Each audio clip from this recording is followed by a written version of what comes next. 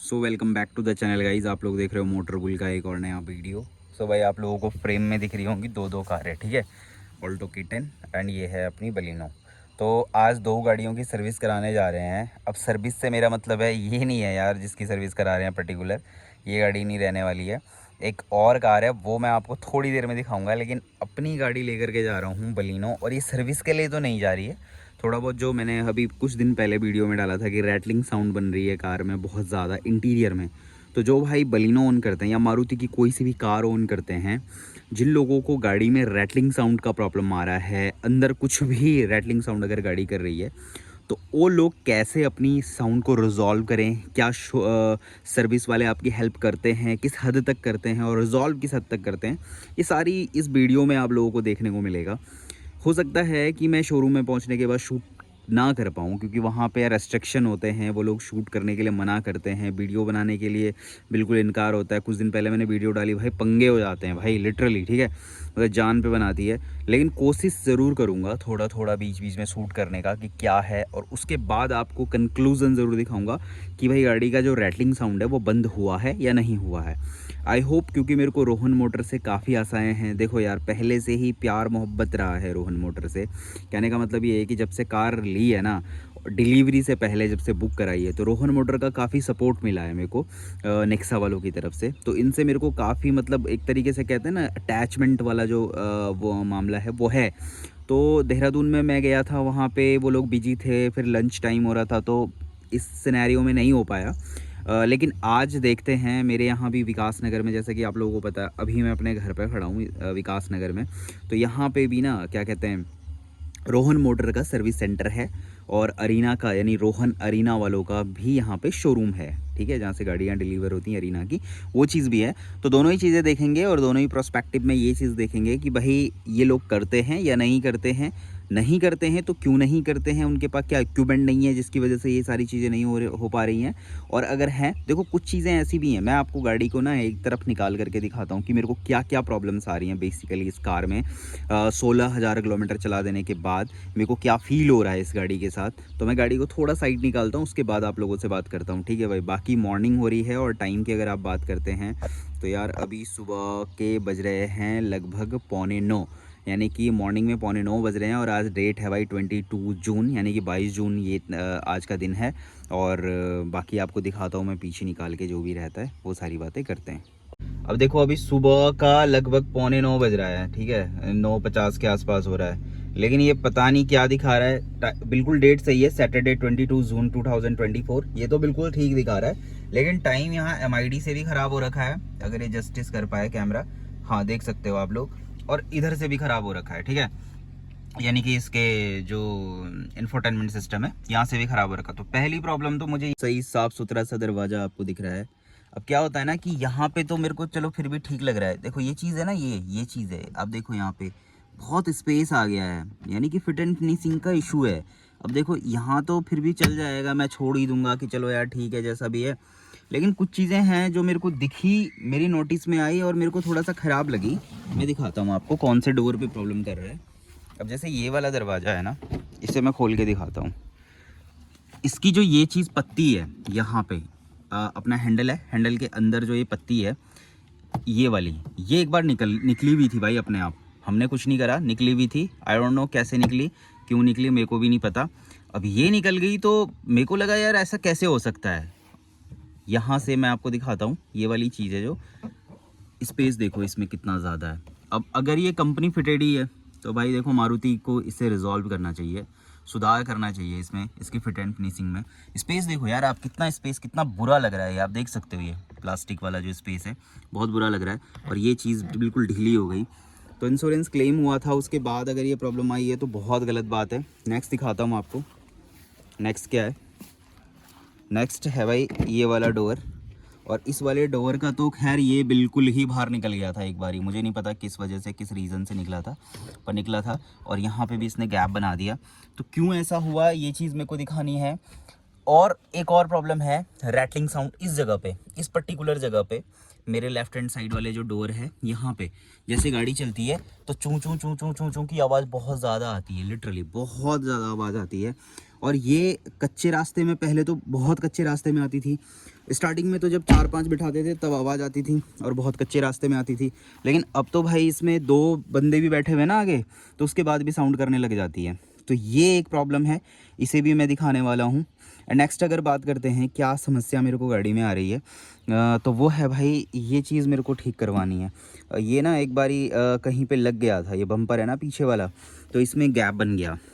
अब मैंने इसे दिखाया तो कुछ लोगों का कहना है कि इसके जो लॉक हैं वो ख़राब हो गए, पर्टिकुलर लॉक इसके इधर से ये ख़राब हो गए।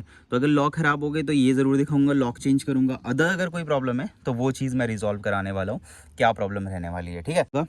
बाकी जो भाई इंश्योरेंस में पेंट क्वालिटी हुई है वो तो रिजॉल्व हो नहीं सकती। अब इनके पास भी अगर आप क्लेम के लिए डालोगे दोबारा कि भाई मैं सेटिस्फाई नहीं हूँ, तो क्या कहेंगे ये पता है आपको, कि हम तो पेंट करके दे रखी गाड़ी, कहीं पे लगती है कुछ होता है तो आप दोबारा क्लेम करो।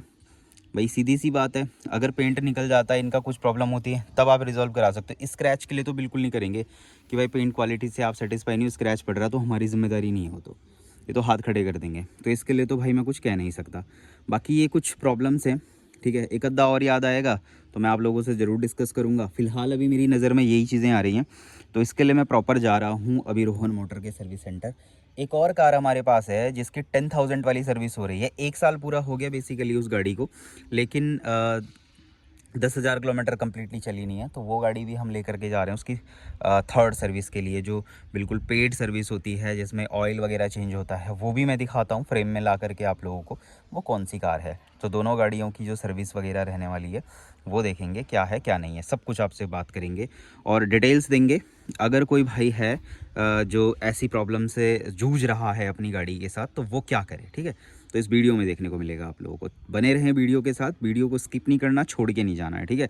एक एक इन्फॉर्मेशन देखनी है, एक एक चीज़ आप लोगों से मैं डिस्कस करने वाला हूँ। ये है अपनी नेक्स्ट कार, ठीक है, बलिनो तो वो रही अपनी, और ये है इग्निस डेल्टा वेरिएंट है। मैंने 2 बार इसकी वीडियो आप लोगों के साथ शेयर कर दी है। तो बेसिकली इसकी होनी है 10,000 किलोमीटर वाली सर्विस, और 10,000 तो चली नहीं है, मैंने पहले ही बता दिया।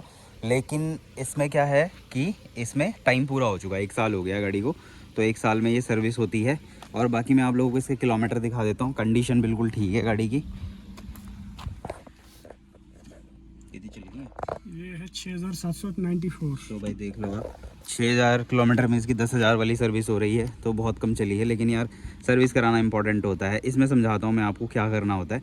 तो बेसिकली अब चलना स्टार्ट कर रहे हैं, ये भी आगे चलेंगे और मैं पीछे से निकालूंगा गाड़ी अपनी, उसके बाद चलते हैं, ठीक है, बात करते हैं। तो इग्निस ओनर अगर कोई है मेरी वीडियो देख रहा है तो ज़रूर भाई वीडियो डेडिकेशन के साथ देखना।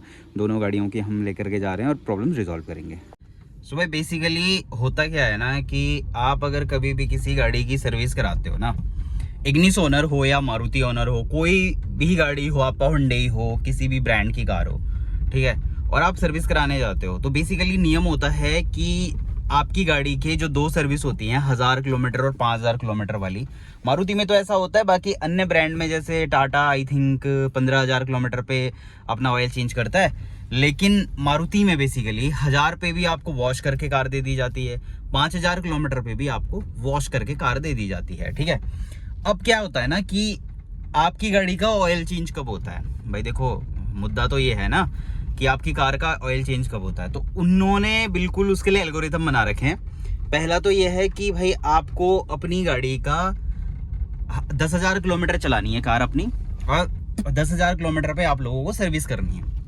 अब बेसिकली कुछ लोग होते हैं, जैसे ये सर है अपने, है ना, फौजी साहब हैं, आर्मी में हैं ये, मोहनलाल जी, तो इनकी पास इग्निस है और इन्होंने जून में परचेज की है, वो प्रीवियस ईयर में 2023 में, मतलब मैंने जब गाड़ी ली थी ना मार्च में, उसके बाद ही इन्होंने कार ले ली थी। तो कम चलाते हैं, मतलब कम चलना होता है इनका, तो बेसिकली उनका 6,000 ही चली है गाड़ी, लेकिन साल तो पूरा हो गया है। तो एल्गोरिथम कहता है मारुति का कि या तो 1 साल पहले हो जाए, भाई 1 साल का टाइम हो जाए, या फिर आपकी 10,000 किलोमीटर चल जाए कार। तो दोनों ही कंडीशन जो पहले आती है, दोनों में से जो पहले कंडीशन आती है उसमें आपको सर्विस कर देनी है गाड़ी की। तो बेसिकली 10,000 किलोमीटर या 1 साल वाली सर्विस कहलाती है 3rd सर्विस कार की। और 3rd सर्विस में होता क्या है कि गाड़ी का ऑयल चेंज होता है, इंजन ऑयल जो है वो चेंज होता है। पहले यार मैं सीट बेल्ट लगा लेता हूँ, उसके बाद आप लोगों से बात करते। तो ये चीज़ है यार, अब 10,000 किलोमीटर पे गाड़ी क्या ऑयल चेंज होगा या इसमें कूलेंट वूलेंट टॉपअप होगा जो थोड़ा बहुत कम होगा, वैसे होता नहीं है लेकिन थोड़ा बहुत कम होगा। बाकी आप लोगों को इसके जो ब्रेक पैड हैं या जो भी चीज़ें हैं वो चेंज कराने की ज़रूरत नहीं होती है। 10,000 में कुछ भी नहीं बिगड़ता है इन चीज़ों का, बिल्कुल एकदम ठीक ठाक से रहते हैं, कोई दिक्कत परेशानी वाली बात नहीं होती है। तो वो है, अब आज इनकी सर्विस 10,000 वाली होनी है और मेरे को थोड़ा बहुत दिखाना है अपनी कार को क्या है क्या नहीं है, ये सारी चीज़ें हैं तो वो दिखा के आऊँगा मैं, है ना। फिर बात करते हैं, ठीक है। अब सीधे जा रहे हैं मारुति के शोरूम में, ठीक है।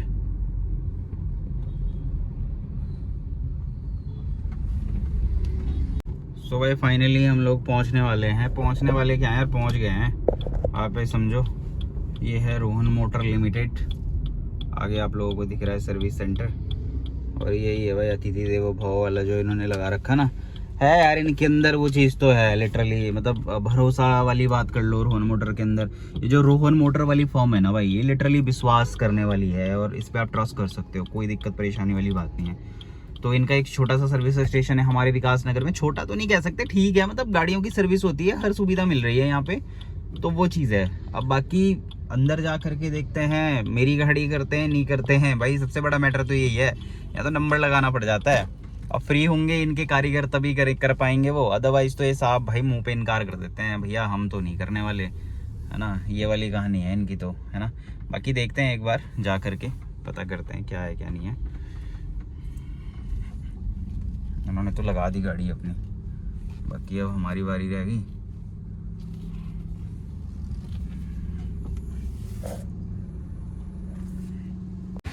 सो भाई फाइनली हम लोग आ गए हैं सर्विस करा करके, जो भी था भाई सारी चीज़ें एकदम टिप टॉप करके।